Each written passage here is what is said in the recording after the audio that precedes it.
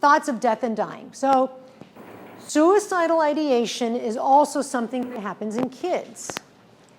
The way we think, right, as adults, that we could possibly take our lives is based on a lot of information that we've acquired throughout the years. Kids have not acquired that. So if they say that they don't want to live anymore and they try to choke themselves with their hand, that is suicidal ideation with intent and plan. They don't know they can't do it that way. They truly think they can. I'm going to stick my hand in a beehive so that because I'm allergic, I'm going to die kind of thing. And maybe they don't even know they're allergic. But, just kind of weird, even weird situations, weird to us as adults, different to us as adults. But to them, if there is an intent and purpose and they really think that they can do it that way, then that's true suicidal ideation for them. And we have to be careful with that. Adolescence. Adolescence, basically what we see, the major thing we see is irritability, right? Again, compare it to their baseline.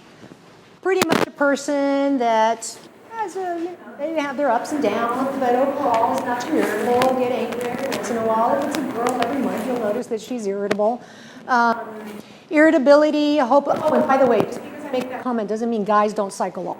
Especially when they start their puberty, they are also cycling. The worst part about it is that you don't know when they're going to cycle, right? You don't know when it's their time to get upset, okay? But it does happen.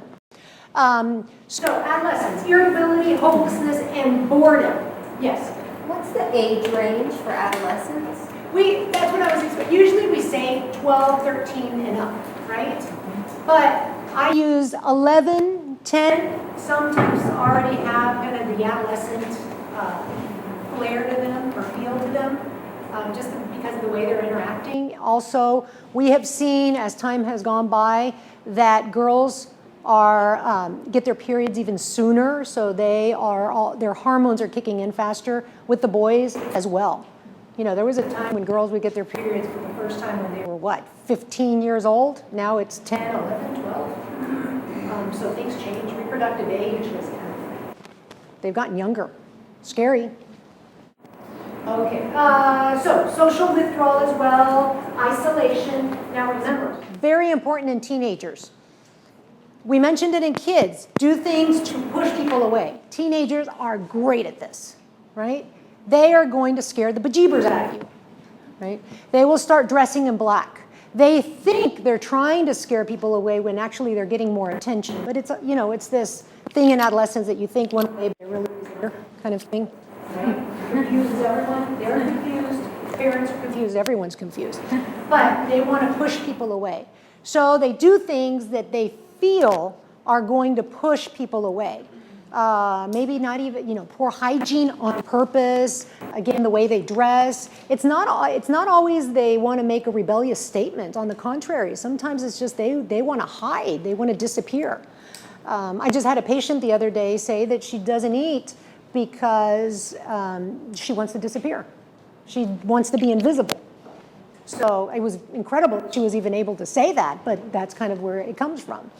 So it wasn't even a true eating disorder. It was her intent to be isolated and withdrawn from everyone around her. Question about that. Do you consider that being suicidal ideation? Well, it depends. We'd have to go into more detail. What do you think is ultimately going to happen, right? Because it was abstract thinking, her wanting to disappear. But if she wants to disappear and she knows ultimately that she can die from not eating, and she's actually following through on it. See, a lot of us say we're not going to eat. That doesn't happen. We're getting enough calories. Okay? So it has to be a true follow through. Okay, boredom is diagnostic of everything in teenage years, right? You're bored means I don't want to answer the questions, right? I'm bored means I don't understand what's going on in math, and it bores me. It's because they might have a math disorder, right? In depression, boredom is they can't find anything that entertains them or gives them joy, and therefore they're bored.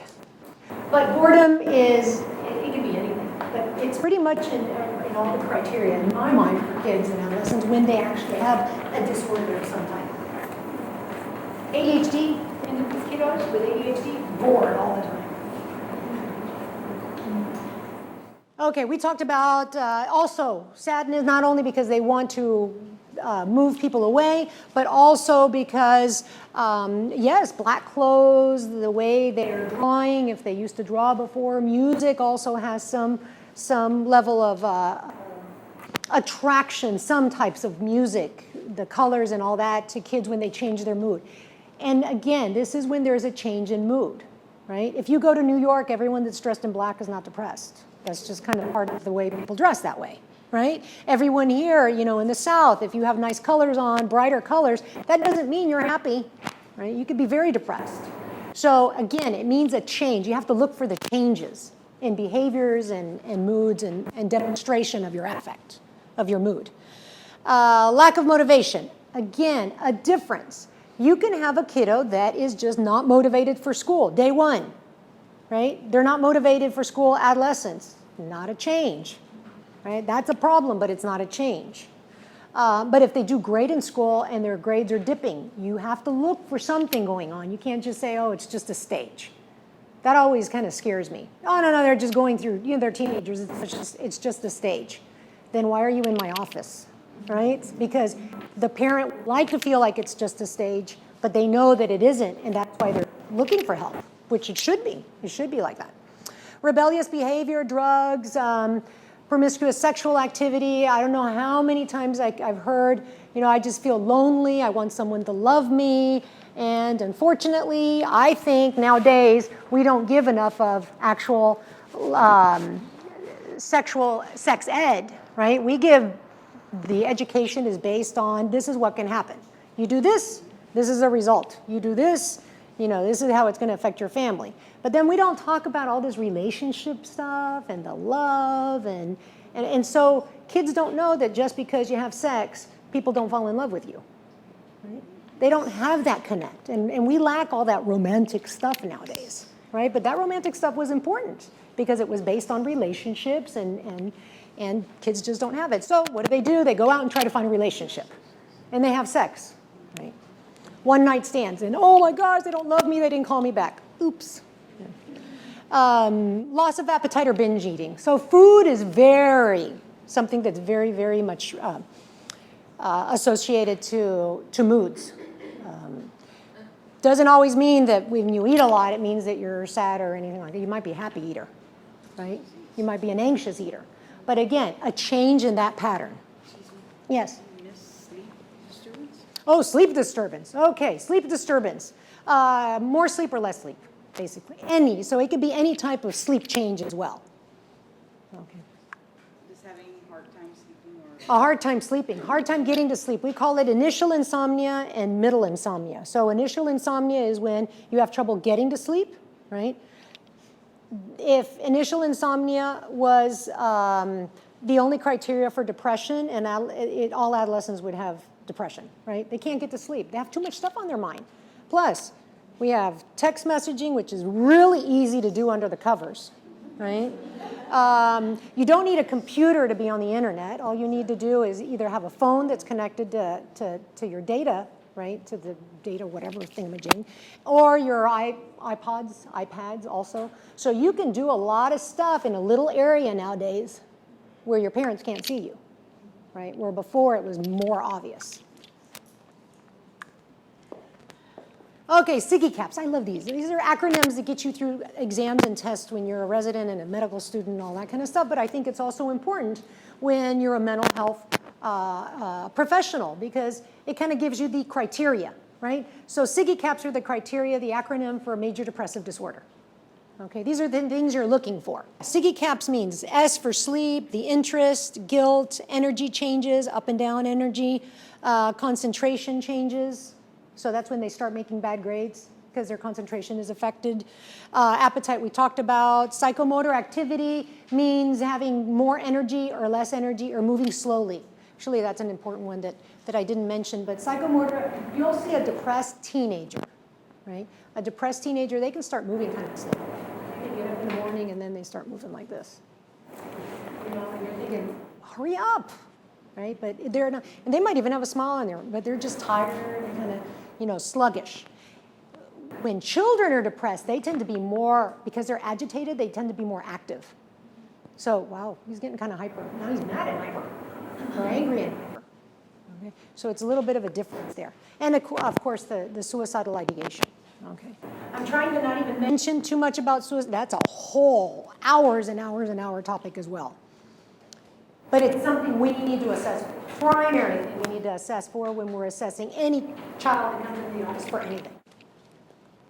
Okay, dysthymic disorder. Dysthymic disorder is basically a depressed mood or irritability for most of the day, most of the days of the year for 1 year.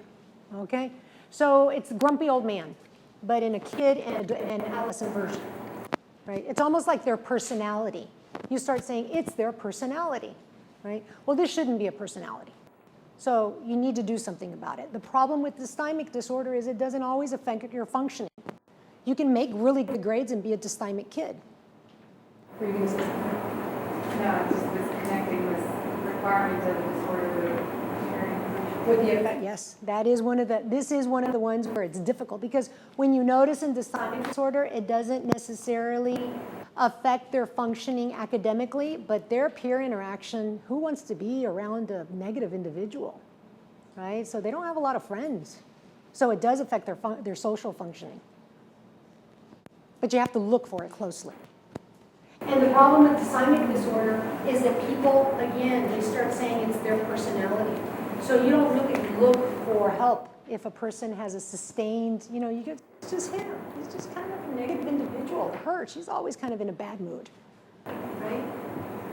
And that happens in adults also. You kind of get used to them that way, and they don't until things really get bad. Things get bad when you get the double depression. And double depression is you have dysthymic disorder, and then on top of that, comorbidity, you get all the criteria for major depressive disorder, and then you're really not able to function. Then you come into the office, and that can happen in kids. In adolescence especially is where you would see it. Yes? Well, except for the last one where it says energy. Do you see that a lot in ADHD? Dysthymic disorder? It depends on, actually I would say no. Yeah, one of the interesting things about ADHD is that ADHD, when there's mood involved, you really have to examine that to see if it's really only ADHD. ADHD, pure ADHD is very difficult to find. It exists, kids that only have ADHD, but ADHD affects so much functioning, right, that the comorbidity is very common, and comorbidity of depression, comorbidity of anxiety disorders. So when you see the mood being affected, you really have to examine what that mood component is. But mood is not, it's not even in the criteria for ADHD, right? Because you can be happy and hyper and still have ADHD. So mood is not a component. If it is, you have to look at it closely. So basically that's kind of the criteria for the dysthymic disorder. Up to 2% in kids and 8% in adolescents. So it's not that uncommon either. Right? It's there. Now, dysthymic disorder, how do you treat it? Because I'm not going to go into too much detail about the dysthymic disorder, but dysthymic disorder can be treated with therapy, and it sometimes, not always, doesn't clearly respond to antidepressants, but it can be treated with antidepressants also. So is it worth seeking help for? Sure it is. You want to take the child in to be evaluated for that as well. Comorbidity. We already talked about the double depression. So dysthymic disorder and depression. And also, we have 40 to 90% of individuals, of kids, again, adolescents, children, with depressive, some form of depressive disorder have a comorbidity. So we have to look for those things also. What you will see in many individuals is that they come in for the depression. Why? Because they're suicidal. Very important. We're going to help them with that. As soon as we start treating that, then they go, I feel much better, but I cannot pay attention in class. I've never been able to pay attention in class. I have really poor concentration. My grades are always a struggle. I never do my homework. Boom. They had underlying ADHD, was never an issue. because it was never dangerous, right? And it was just inattention, it wasn't hyperactivity. When you start treating depression, with an antidepressant, the depression usually responds faster than the anxiety. So you treat the depression, they're no longer depressed, and then you have an anxious child. Oh my gosh, the medications made them anxious. No, it was always there. It's just an anxious family. So anxiety was never an issue because everyone was anxious, so you don't know it's a disorder, right? It's like having a family of hyperactive individuals. You're all hyper. The guy that's sitting still is the one that has the problem, not everyone else. Right? So you have to be careful with that as well. Most frequent comorbidity, anxiety disorder, ADHD, and substance abuse. Substance use disorder, SUD as well. Even though we don't like the comment, which is called self-medication, unfortunately it does occur. Anxious adolescents will use weed, right? Will use marijuana to try to calm themselves down. If they're depressed, they use marijuana because it makes them high and they feel calmer, right? They can use any of the stimulants also, stimulants. They can use cocaine. So it's unfair to say to these kids, oh, that doesn't help you. Well, it doesn't help you, but it does change your mood. So instead of having the approach you're doing something wrong is, why are you doing this? What does it produce? What does it do for you? What does it do for you so I can try to do the same thing with something that's legal and it's not going to kill you, basically. But usually kids will tell you because I get anxious. And so the weed, the marijuana makes me feel calmer. Because I'm sad all the time, and when I'm high, it feels good. Are you going to say, no, it doesn't? Oh, yes, it does. Yeah.